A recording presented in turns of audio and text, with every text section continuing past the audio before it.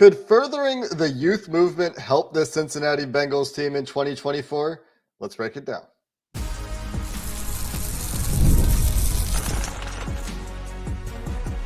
You are Locked On Bengals, your daily Cincinnati Bengals podcast. Part of the Locked On Podcast Network, your team every day. What up, Bengals fans, and welcome to another episode of the Locked On Bengals podcast. I'm your host, Jake Lisco. He's your host, James Rapien. We are part of the Locked On Podcast Network here on Locked On Bengals, covering your team every day on YouTube and everywhere you get your podcast. Welcome back to the everydayers. Appreciate the regulars so very much that they get a shout out at the top of every show. You know who you are, and welcome back to everyone who makes us their first listen. If you don't do either of those things, you're welcome to make that a habit, or just click the subscribe button if you're new so you don't miss an episode of Locked On Bengals wherever you get your podcasts or on YouTube. Today's episode, we'll be talking about a potential youth movement at a number of positions and some hope on the horizon for the Bengals on the defensive line, where perhaps there's some good news coming from an injury perspective. An episode brought to you by FanDuel, where you can place your first $5 bet to get started with $200 in bonus bets guaranteed. You can check it out at FanDuel.com to get started. We got some mailbag questions here, James, that will help to guide our conversation a little bit. And there are a lot of people very curious on the topic of a youth movement focused on Jordan Battle and the Cincinnati Bengals safeties. A lot of focus on the secondary in general, but Jordan Battle, for weeks, we've had questions. Why won't they get Jordan Battle on the field? Why isn't Jordan Battle playing over Vonn Bell? And it's really been a focus on Vonn Bell, which I find interesting. But the question from the mailbag today that will help us to talk about this question is the Natty King, who asked, at what point will Lou Anarumo be forced to play Jordan Battle? How bad will safety play have to get? And it's great because Lou Anarumo was asked about this on Monday, and we got some context from Lou and have some insight we can share. Yeah, let's start here. And I like how the Natty King phrased the end of it. The safety play bad. Well, yeah, Vonn Bell has not been their worst safety, at least in my mind. This isn't Lou's opinion. This is my opinion. Geno Stone has been worse than Vonn Bell. If we're doing that, if we're doing this stock watch, which the Bengals have to do internally, of course, and since this is Locked On Bengals, we will certainly do. If I was ranking the Bengals roster right now, 1 to 53, Vonn Bell would be higher than Geno Stone, because the plays that I've noticed Geno Stone are usually negative plays. The one chance he had at an interception, the ball got ripped from him in week 1. What were the Bengals bringing him in for? To make big plays. He had 7 interceptions last year for the Ravens. The Bengals need that. This defense desperately needs that. And we haven't seen it through 4 weeks. Doesn't mean we're not going to see it. Revenge game coming against the Ravens this week. Who knows? Maybe it happens. But this idea that putting Jordan Battle in for Vonn Bell is going to solve the Bengals' issues defensively. I think Vonn has been okay. I don't think he's been great. I don't think he's been bad.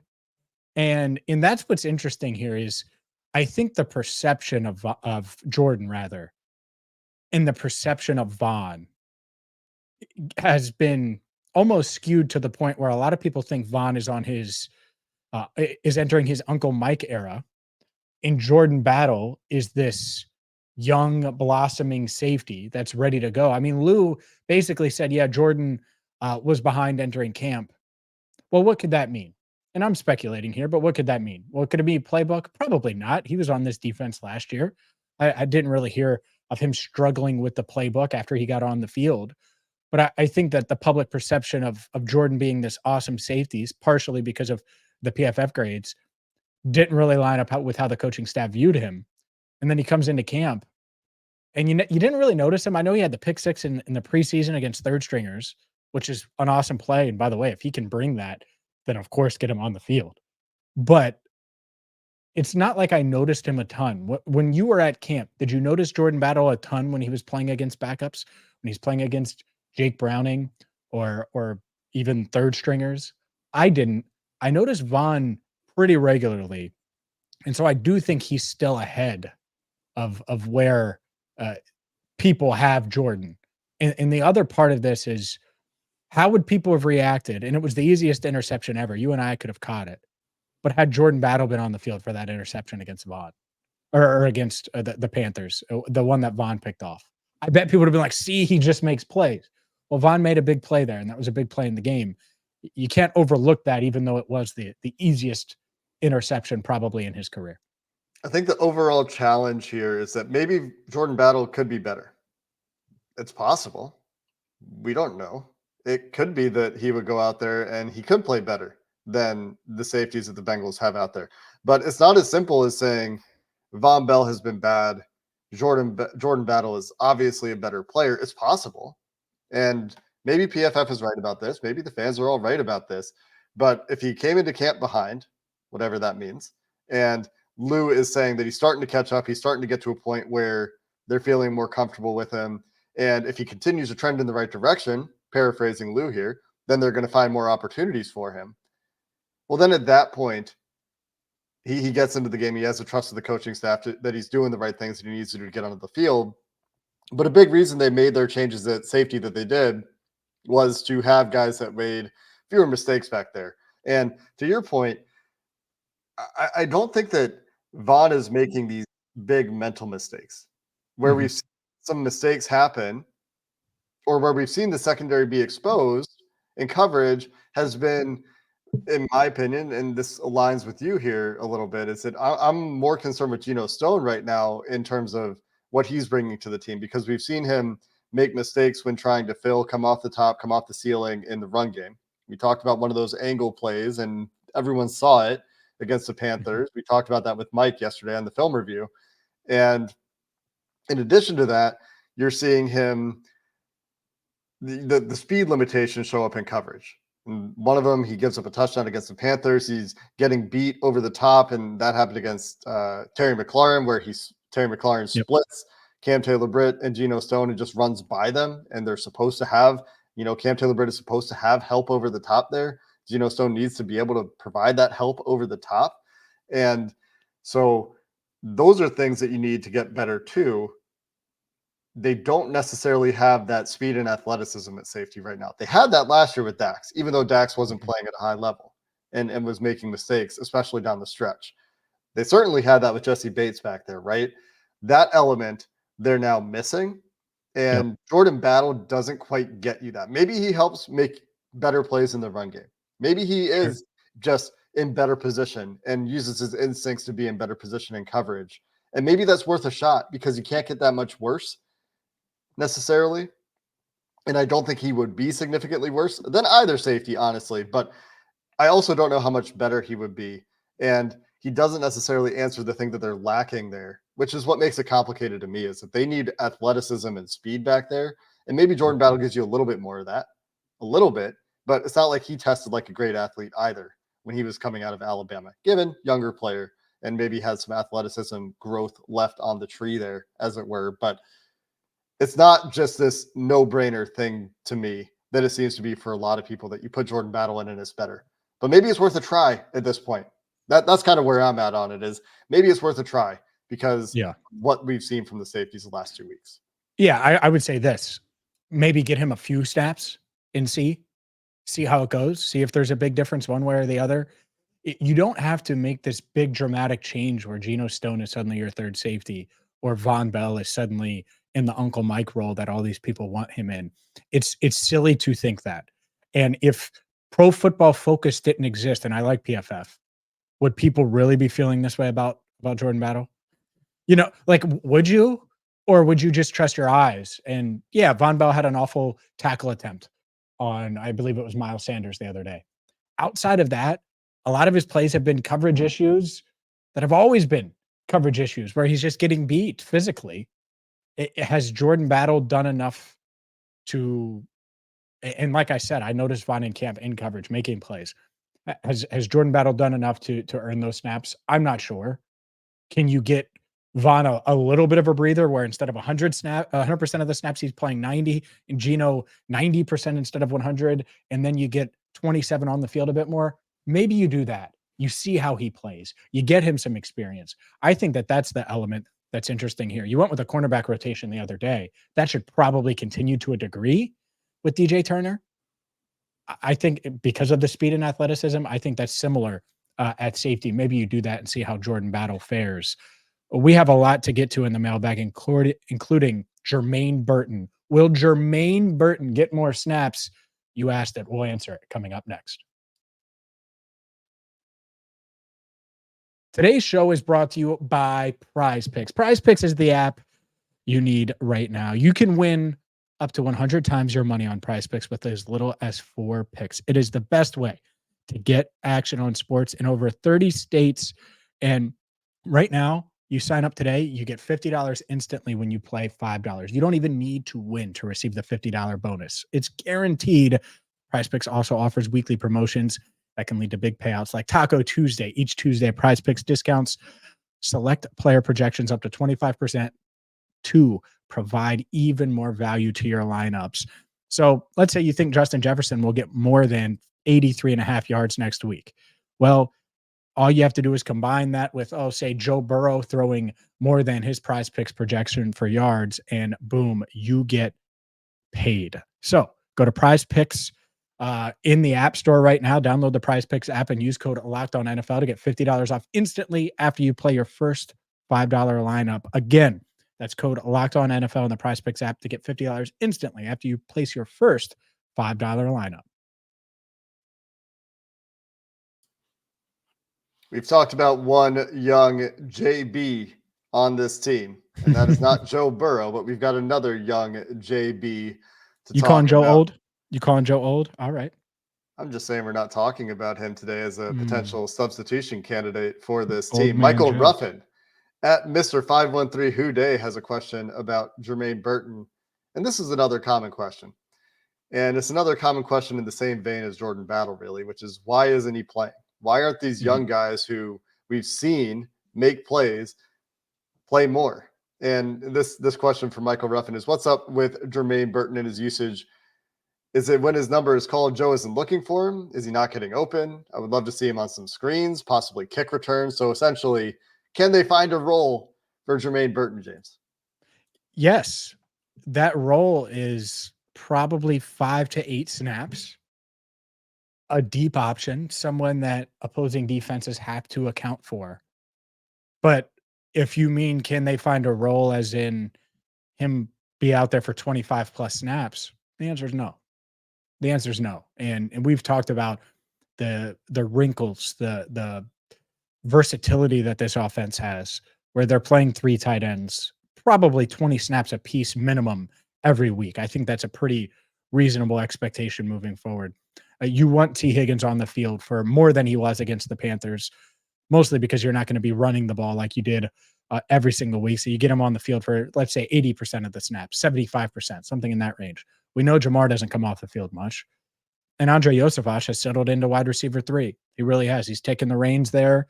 And that doesn't mean he's going to be super productive every week, but they trust him to do all of the things necessary. Now, can Burton have a role?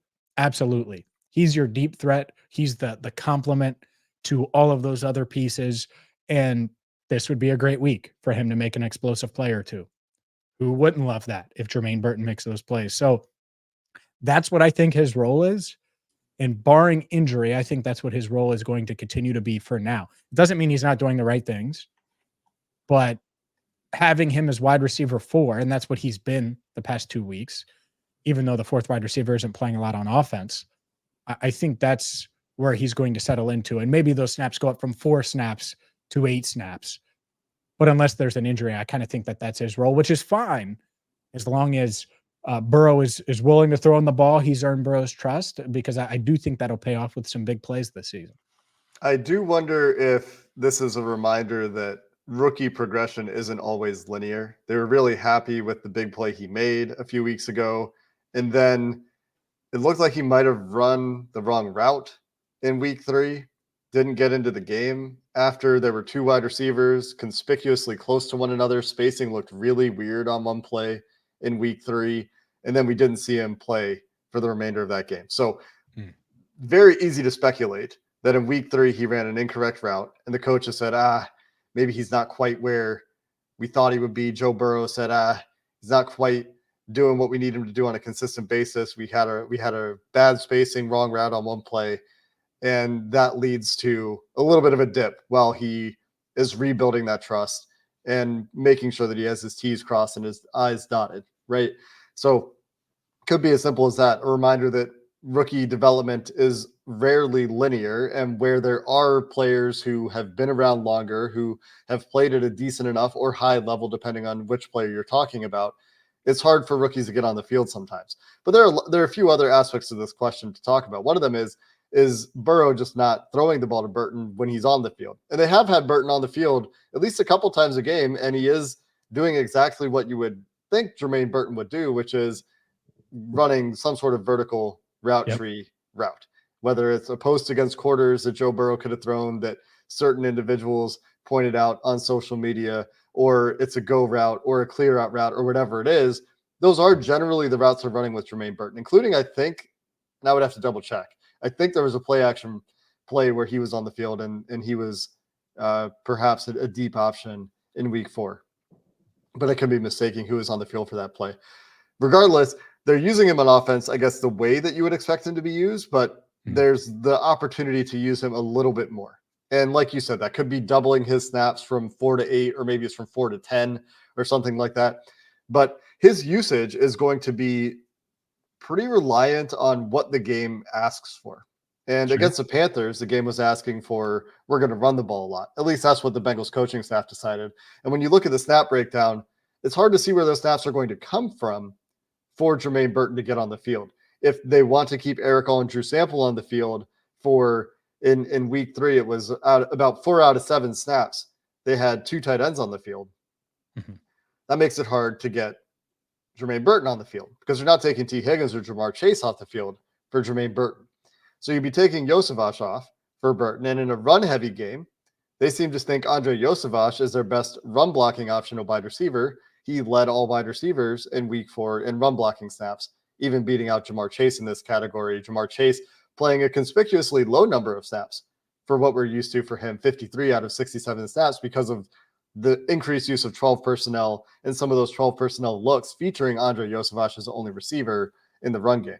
And that's specifically what it is. So trying to find where those snaps come from when the team is leaning into 12 personnel is challenging. And then the game actually calling for those plays where you're protecting well enough, which they have been this year, and the deep shot is what the defense is offering to you, and finding those plays to take those opportunities. That is a challenge for this coaching staff to get the most out of Jermaine Burton. But I will say the one other bit here that Michael mentions is getting him on kick returns. I'm interested in that.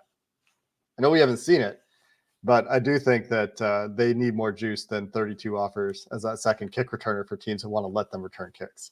Honestly, they need to put wide receivers 4 and 5 on kick returns. Sure. Because Chase Brown is too valuable.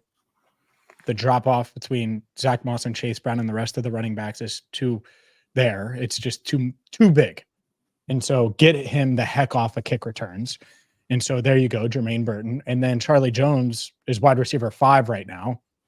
Okay, well, get him some another touch or two by putting him on kickoffs. That's what I would do. But yeah, I agree with a lot of what you said. He is a deep threat. He's going to contribute. Maybe he has 2 touchdowns against Baltimore. But I don't think and don't foresee him getting 20-plus snaps this week or any week soon because of all of the options they have, because of the different ways they're going to use him. And by the way, that's fine. That's okay. The beauty of drafting Jermaine Burton when you did is he can complement these guys and can grow into his role. Well, his role right now is a deep threat that is going to complement things. And hopefully, if the coaching staff listens to Jake and I, is also kickoff returner. So we'll see if that happens, but that makes sense to me. I'm not mad at that. If Jermaine Burton, if you look up and he has, he's averaging 20-ish yards per catch and doesn't have a lot of catches, has a couple of touchdowns, like that's okay because defenses are going to have to account for that throughout the year because he's put it on film once. And I think poised to do it again because we know he can win vertically. Over the course of the year, would like to see it a little bit more. Sorry, just wanted to interject one last time. Would like to see this grow over the course of the year, and we're on the same page there. Yeah, of course. You want him to be a bigger factor as the year goes on. I just think right now there's reasons why he's not getting more snaps, and those reasons are reasonable, even though he is clearly, at this point, I think, wide receiver 4. Up next, more of your questions, the latest on the punter battle, some weird movement in the Bengals defensive line room, and much, much more Today's show is brought to you by FanDuel. Right now, the Bengals, well, they're home underdogs, and they're home underdogs by 2.5 points. That line opened at 1.5, quickly moved to 2.5. The thing that's interesting about the FanDuel odds of Sunday's game between the Bengals and Ravens is the over-under. The over-under's moved up from 48.5 to 50.5. So, well, expect a lot of points on Sunday. The Bengals, who knows? Maybe they drop 40 on Sunday. Maybe that's what you think. Regardless, you got to get the FanDuel, America's #1 sports book, because they have all of the parlays, all of the wagers that you could think about making this week in week 5 of the NFL. And that includes same game parlays, that includes player props. And so take advantage of the offer they're giving you just for listening to Locked On Bengals today by going to FanDuel.com and getting started with $200 in bonus bets guaranteed when you place your first $5 bet. Again, all you have to do is go to FanDuel.com, place that first $5 bet, and boom, you will get $200 in bonus bets guaranteed. That's FanDuel.com. Few roster moves notable for the Cincinnati Bengals on, well, between Monday and Tuesday, I guess, depending on when you're listening to this. One, after we recorded yesterday, the Bengals announced that they were activating Brad Robbins from the injured reserve. Cue public freakout. What do you mean they're using an IR return on Brad Robbins? What do you mean Ryan Rehkow hasn't won the job? Why is this move necessary? Well, it was necessary so they could release Brad Robbins straight up. That's the simple part of it. It was roster gymnastics.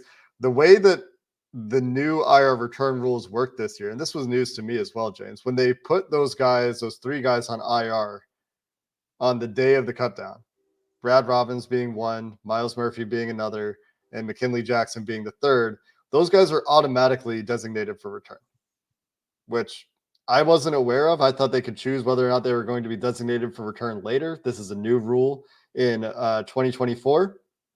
The Bengals have a maximum of 8 IR returns this year, but by putting those guys on IR on the cutdown day to free up those roster spots and also have those guys be eligible to return this year, no longer have to carry them to the initial 53. That's the new rule this year. They're automatically designated for return. That automatically used 3 of their return spots from the IR this year at that point in time. And thus, this move to activate Robbins, then release him, ends up being procedural. Well, it was procedural, and just full disclosure, Brad Robbins had the punting job pretty much won, just to be very clear. I know people don't want to know that, but he was like well ahead of Ryan Rehkow when he suffered that injury, and was probably going to win the job. And so he gets hurt, and the Bengals, they're like, all right, well, he still might be our punter. That's why they did what they did. Because I think there will be people that say, why would you do that? Well, no one knew Ryan Rehkow was going to be this. No one. They thought he had talent, but he's been far better, far more consistent thus far. And it's only been a month, but more consistent than we saw in training camp, than we saw in the preseason, for that matter. And so that's part of it, is Ryan Rehkow just shine bright. And now it's like, well, Brad never had a shot. Well, Brad actually won the job. I would have been shocked if he didn't. And you could go back and pull clips of us talking from during training camp. I mean, he's clearly ahead. So that part is why they did what they did, is because there was a real chance that at some point in their minds that Brad Robbins punted for them this year. The other part of this, and I do think it's interesting, I don't think they're going to re-sign Brad to the practice squad or anything like that, but they had to go this route to leave that door open. So you can't waive someone with an injury designation and then sign them that same season. So he was already designated to return. He already took up one of their spots. Do it, get it done, and then who knows, right? They do have the practice squad spot open, which we'll talk about in a second. I don't think that's going to be Brad Robbins' spot, just to be fully clear. But the door is open if anything did happen to Ryan Rehkow, or if suddenly that inconsistency that we saw in preseason and training camp creeps up again. Hopefully not, because he's been awesome, better than anyone could have expected. So that offers a little bit of clarity there. But as far as the practice squad spot, the why they have a spot open on the practice squad, KJ Henry signed a 2-year deal, or agreed to a 2-year deal on Tuesday with the Dallas Cowboys. So he goes from the Bengals practice squad to the Cowboys active roster. Good for KJ Henry. Opens up the practice squad spot. And by releasing Brad Robbins, the Bengals now have a spot open on their roster, a spot open on their practice squad after the KJ Henry move. I assume the roster spot is going to go to Myles Murphy this week. I would anticipate him being activated. We're recording this Tuesday afternoon. I think he'll be activated in practice, and I think he's much farther along from a returning to game standpoint. I'm not sure if it'll be this week, but it could certainly be this week. I don't think McKinley Jackson is as far along, even though both guys could certainly be activated to practice or be cleared to practice. Hopefully it's this week for Myles Murphy, because then everything can kind of make sense. And this goes along with a couple of other pieces on the defensive line with Trey Hendrickson and BJ Hill, where hopefully those guys are also okay this week.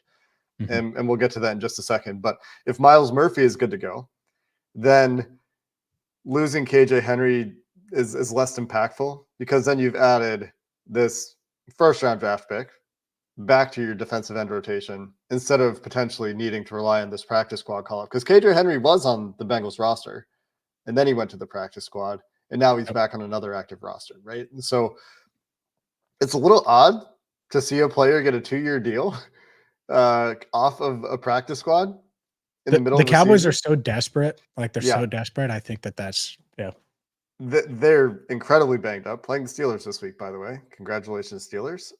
No pass rushers healthy for the Dallas Cowboys. But the desperation point could be such that, like, KJ Henry maybe doesn't want to go, but then he gets that second year, and then it's like, okay, sure. If you're going to offer me 2 years, I'll take that. Absolutely. No brainer when you're on a practice squad to take a 2-year deal. Maybe a bit of a brainer, a bit of something you have to think about on a 1-year deal. So the Bengals lose a little bit of defensive line depth, which is not great, but they should get some of it back this week. And at least that's what we're hoping. Hopefully, BJ Hill, who was part of pregame warmups in week 4, is on the T. Higgins path, where they go through pregame warmups a week before and then they're active the next week. And it's consistently been the message from Zach Taylor that Hill is ahead of Rankins in his recovery. So maybe not Rankins this week, but you get Hill back, and that helps a lot. And hopefully the initial news we got about Trey Hendrickson, that there's no nerve damage for him after he suffered that stinger, which is a very scary injury, and that it's just a pain management thing. And I don't say that to minimize it, but that is the primary thing we think. Can he play? Can he deal with the things that come along with this stinger? There's a chance for those guys this week to really bolster the depth on this defensive line. I mean, Trey Hendrickson, he's been there, so keeping him is important, but getting BJ Hill back and Myles Murphy back would be 2 very important pieces if they can go this week. No doubt. I think it's realistic. Myles Murphy, we'll see, because they do trend cautiously with stuff like this. So it's really going to be dependent on how he looks Wednesday, Thursday, Friday. And I'm not sure we'll know. And they don't have to make a call officially until Saturday, I believe. They can activate him then. And they have that open roster spot, so it would be really easy to do.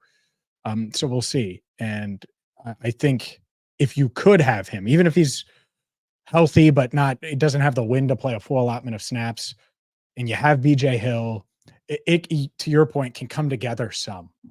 It can feel much better than it's felt the past couple of weeks. So we'll see. Hopefully Myles Murphy can come back. And again, he avoided serious injury, but you don't want this to linger. And I think that's why they put him on IR to begin with. They don't want to be tempted to bring him back at 70%. And how close is he to 100%? Who knows? Hopefully I'll be able to chat with him on Wednesday or Thursday this week and talk with him. But no, I would expect him probably by the time people are hearing this, certainly before Wednesday's practice, to be cleared to practice, which is great news. Yeah, especially given the kind of running game that Baltimore will present as a challenge to the Bengals this week. They're over 250 for 2 straight weeks. That's the stat, right? On the ground. Oh. So there will be challenges to this Bengals defensive front. There will be challenges to this Bengals defense's ability to tackle. There will be challenges for this Bengals offense to put up 40. As 40 from an EPA perspective, from an efficiency perspective, and we'll get into this, the Baltimore offense and the Bengals offense are right neck and neck. They're both right around the same spot in EPA per play on offense, which is a measure of your overall offensive efficiency, right? The big difference is that Baltimore has a somewhat functional defense, and the Bengals haven't had that the last 2 weeks. Hopefully, Myles Murphy, BJ Hill, and Trey Hendrickson, and getting closer to the defensive line that they envisioned at the beginning of training camp will be a step in that direction, but we will have plenty of time to dive into that. We've got our crossover already coming up tomorrow, James, here, and then a game preview, just like that. The weeks fly by once we get into the season. So that's going to do it for this episode of the Locked On Bengals podcast. Until next time, thanks for listening. Hoo day, and have a good one.